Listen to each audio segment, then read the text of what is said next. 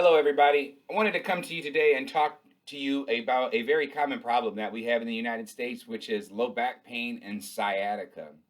Something that's very near and dear to all of us is our low back, right? Across the board, it's the area that takes the most abuse for anyone because it's the most load bearing part of the spine. So, commonly, when I take an x ray, it's this very bottom disc or your L5 disc that articulates here with your sacrum, L5S1, that takes the most abuse. When we take an x ray, no matter who you are, what your job is, the longer you wait, the worse it's going to be. But that is the one that fights the most, gravity and the thinning. So when a person has low back pain, most commonly this is caused from subluxation, which, as most of you know, is misalignment of your spine. It pinches and puts pressure on nerves. Sometimes it causes pain, but it doesn't always, because less than 10% of your nervous system feels pain. So by the time you're actually feeling the pain, there's a whole lot more going on in your body that's shutting down functionality wise that you don't know about because you don't feel about it. The other 90+% of your nervous system is doing things that you don't think about. For instance, healing a cut on your arm, or telling you you're hungry, you're turning food into waste. That's what the majority of your nervous system does. Not the majority of it doesn't tell you that you're in pain. Okay. So commonly what I see with people who have, let's say, sciatic pain is a problem here in this orange bone called your sacrum. Now, the sacrum, it can subluxate in a multitude of different directions, but the most commonly is it can rock this way, or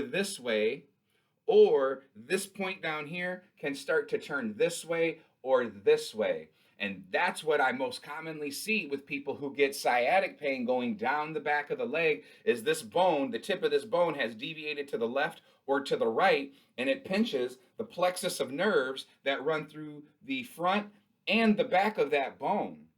Now, it takes 25,000 bad motions to affect a disc to, put pressure on that nerve. So, you can go in, you can take pills, you can, get a shot, you can clip the disc. But if you don't take care of the cause of the problem, what's going to come back? Because you're only managing the symptoms. And in fact, with surgery, most people, when they go in for a low back surgery, they think they're a one and done. Well, the national average is between 3 and 5 in your lifetime once you had a low back surgery. And it's dependent upon your age, of course, and how severe the problem is.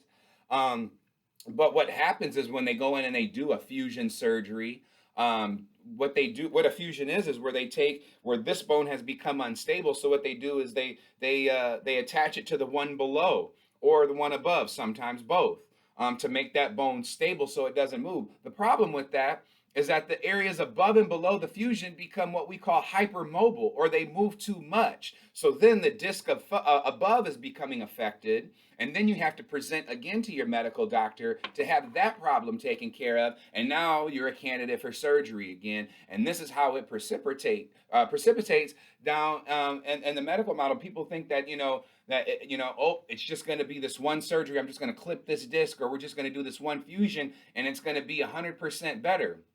There are millions of failed back surgeries every year. Now, there are successful ones. Yes, I've had patients that have had fusions and they said, I don't have a problem with it after, but I've met a lot more people that said, I've had back surgery and this thing, it hasn't been right since. And so, you can always, in my opinion, you can always go get put on a pill, have a shot, have PT done, go get a surgery. But once you have those things done, you create a limitation in your body, especially having a surgery, because where you had, in this lumbar where you once had 5 mobile segments, if they fuse it together, now you have 4.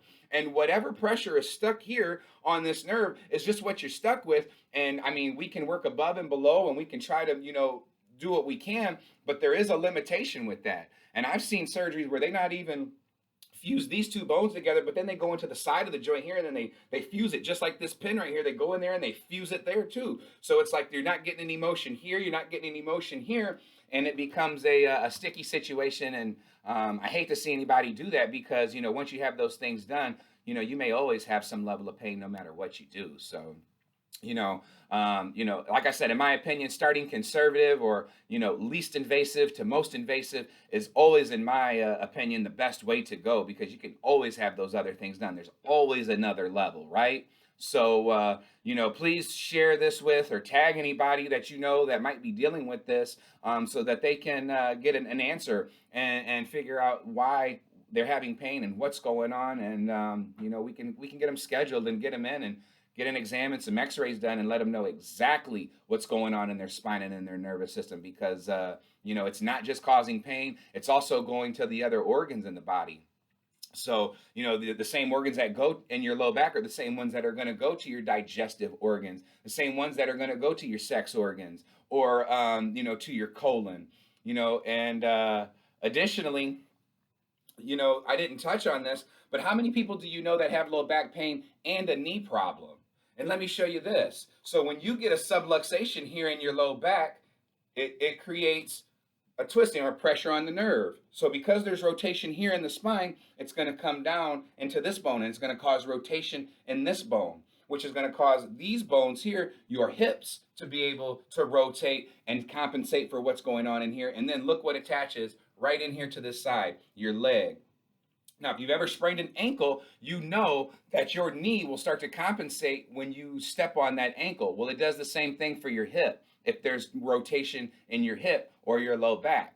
And so, like I said, how many people do you know that have low back and knee problems but don't know that they're related? So, again, guys, share this with anyone that you know that has those issues, and I'd love to speak with anybody in more depth about anything else that you need related to this. So take care. God bless.